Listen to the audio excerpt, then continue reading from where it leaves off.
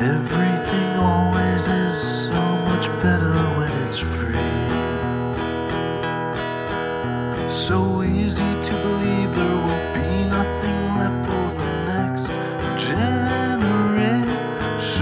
They don't make species like they used to. We're falling apart like the shitty cordless phones we make.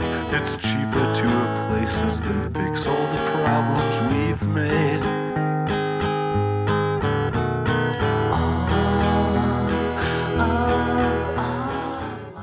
All right, we're back.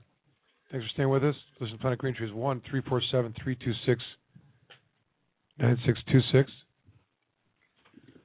We're ready to go to some calendar events, I think. But Jamie Lowell is going to lead that off right now.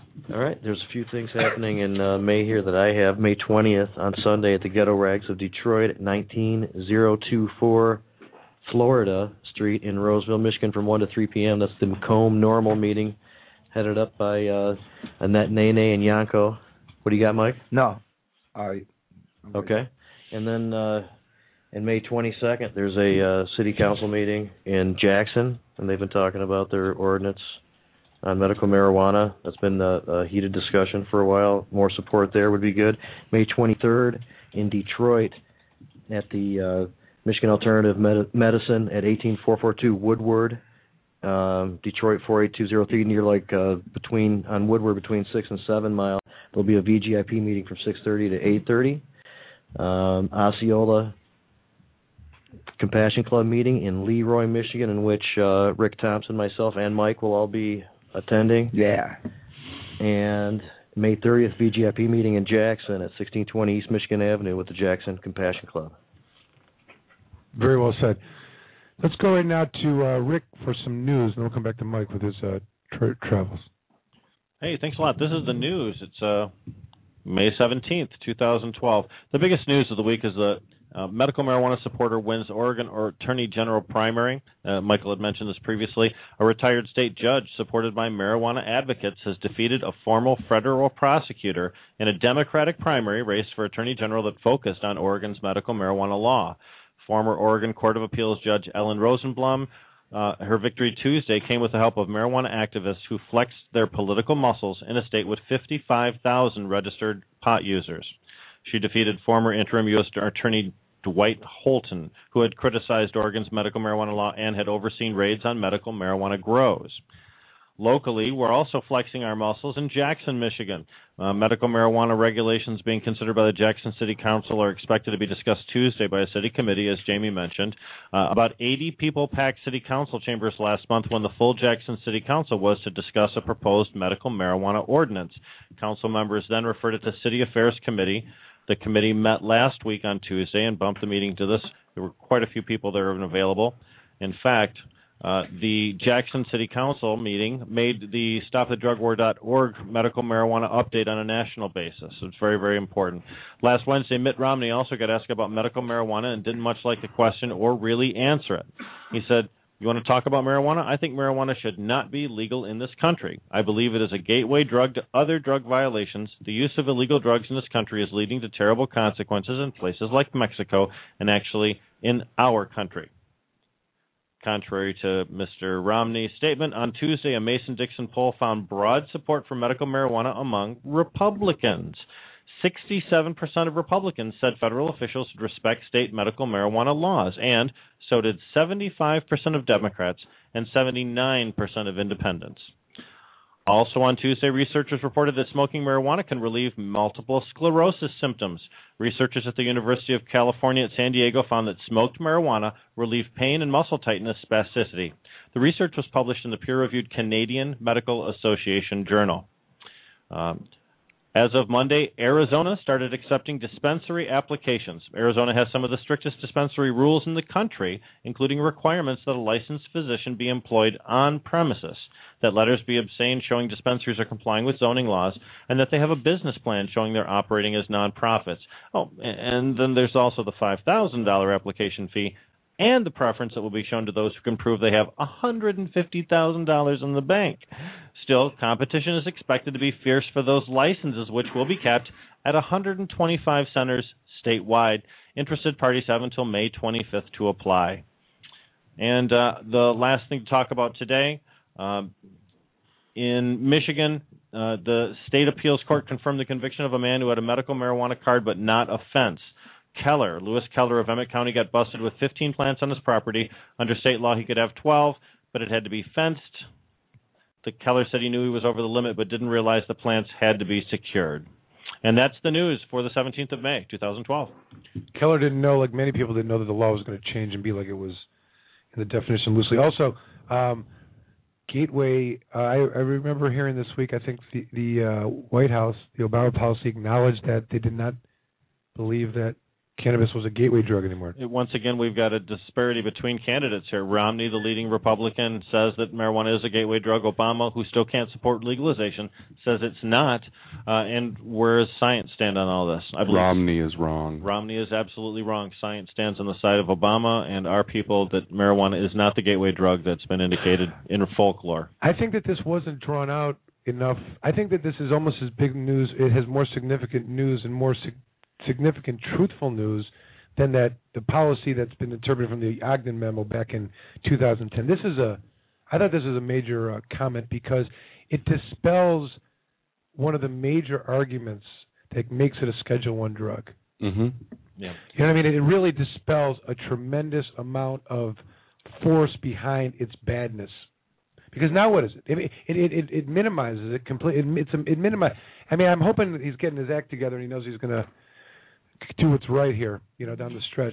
He did come out, as we know, and support the same-sex marriage. Yes, he did.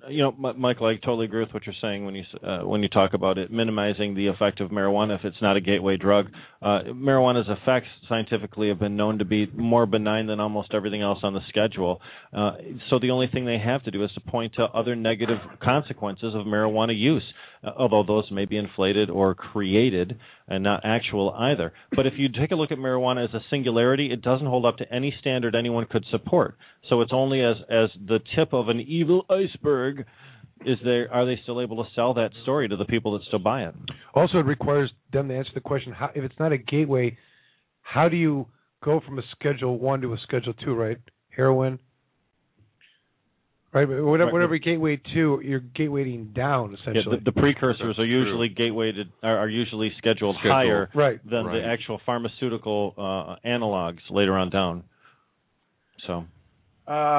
Consistently does not make sense. Yep, at least two schedules down, too. If you're taking a look at a heroin base at a Schedule II, heroin, I believe, is, and then you got Schedule IV for OxyContin and Vicodin and things. So you're looking at a significant drop for the pharmaceutical analogs. And consider this, too. Heroin was a pharmaceutical at one time. Yeah, completely agree. And whether or not it deserves its pharmaceutical status nowadays is not something for us to debate, but the fact is there were a lot of things that were formerly medicine that are now completely vilified for no reason. Those still could have medicinal uses. Would research be allowed upon them? And, of course, the pharmaceutical analogs certainly prove that there are uses for those substances and that someone can make money from them. That's sounds interesting. I want to talk to Mike in a second because I know he's going to report on stuff. But that's sounds interesting. Unrelated to medical cannabis, but it was the use of actually LSD dealing with people that had survived cancer treatment, told that they were not going to live, and had suffered extreme depression. And there's a research that's going on, and it's just another interesting thing about how, because of whatever reasons, it's been something that was originally started out as being a medicinal treatment, has been vilified as well. All right, moving on. Michael, yes, you reported last week on your... It should be taken off Schedule I because I think it cures cancer. And it has medicinal benefits. Just ask the state of Michigan. It's written into our laws. That's or right. descheduled. It has lots of medicinal benefits. Twice last week I heard from people that told me I cured them from cancer. Congratulations on that. Thank you. And I just love that. I love to hear that. It's just like, it sounds like a symphony to me to hear that. And after doing it myself, I believed it was possible. And now, due to efforts that have been made, I'm hearing from people that are telling me the same thing. So just today, Maybe you can be more specific. Like you talked, who are the patients that you were? These are people that I'd given oil to through the marijuana community. People I don't even know, and they're sending me emails that, hey, you know, what you did for me over the winter worked, and I don't even know these people. They're just really voices from the clouds. They sound like to me. Today I signed on a new patient for myself, and here's a guy that's 62 years old. He's been dealing with a form of cancer for several years. They've got him down to some last bit of hope that he may go on some hormones and last another couple of years, but he came to me today, 61 years old, never smoked a joint in his life, doesn't like marijuana or anything he's heard about it, but was willing to go this route. And I just think it's awesome because here's a very conservative old guy that there's no way that our paths would have crossed any other way. Until you connect cancer and marijuana, and he's scared, and I got the answer, and it worked. And so we've got a partnership moving forward. I met his wife at a real fancy office building on a Northwestern highway, definitely a 1% type place, and she ran the place. And at the end of the day, when you got cancer, you really will do anything, especially if you think it's going to work. And to see that, a real Republican 1% type organization that I visited, and I came in there with red hair and all that stuff, and I didn't look like one of them, but they sure treated me like royalty. It was really cool. And I'm seeing this thing gain some traction now with the patients, and that's what this is all about. All this law. I know, Michael, you love this law thing, but at the end of the day, it's really about the patient, and it's really about getting the medicine to the patient safely, unlike what happened a week ago up in Flint with a kid that was delivering marijuana and got shot and killed. I went to his funeral last Saturday, so I've been busy. I've been to Lansing, I talked on the stage, been doing all kinds of stuff. But every day I'm hearing more and more about the cancer, and almost every day somebody is, twice today, I had major conversations with cancer people. So that's what I'm doing, and I'm feeling great. So everything's going good, Michael. Glad to hear it. And then let's talk for a second. I know the great event this past Tuesday. Rick and Jamie and Mike, you guys were there. Why don't you tell listeners what your thoughts were on it? Well, fantastic supportive rally. I know maybe some people that were hearing that we were going to Lansing might have thought that it was a protest of some sort, but it was a supportive rally for repeal today, and you're looking at a great opportunity for people to return petitions that they'd already had completed, put them directly in the hands of the committee itself, also get fresh petitions, get re-energized by some of the speeches that they heard, to go out with a new head of steam and with a mission, with about a 1-month timetable. They're going to return back to Lansing again and get this whole thing done a second time. And that's going to be the big 1-month push that we have here. This is how we're going to accomplish our 300 signature immediate goal. So the rally itself incorporated a ton of different people. There were faces. There was a big contingent from the Macomb Oakland Compassion Club and a bunch of Macomb Normal folks in there. There was just a ton of folks from the Lansing area, too. There's going to be a return there in a month. Is that right? Yep, that's true. Mike, what were your thoughts of the rally? You were on stage. You got to speak. It was the funnest event I've ever been to. It wasn't the biggest, but just for some reason the chemistry really was working for me. It was just really, really fun. And afterwards we went off to a lake and spent a couple hours. And with the wonderful Stephen Sharp? Yes.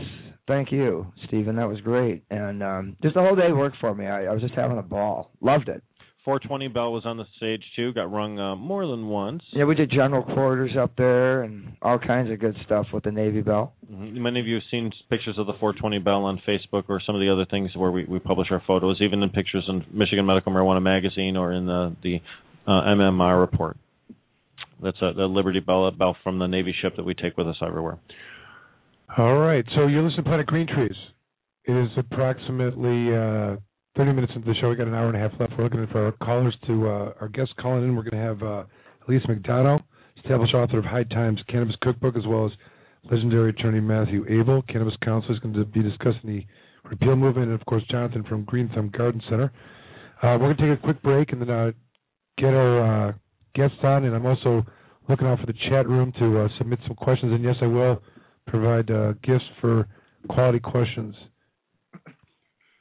Quid pro quo. Do I qualify? iPod? We're going to find out. T-shirts are definitely available, MMA T-shirts, as well as some books, grow books. I'm going to go to the name. Maybe some videos. Maybe some videos. Oh, there is. There's definitely the 10 rules of police encounters. That is available. Call really great information. Yes, it is. And we're going to take a quick break. We'll be right back.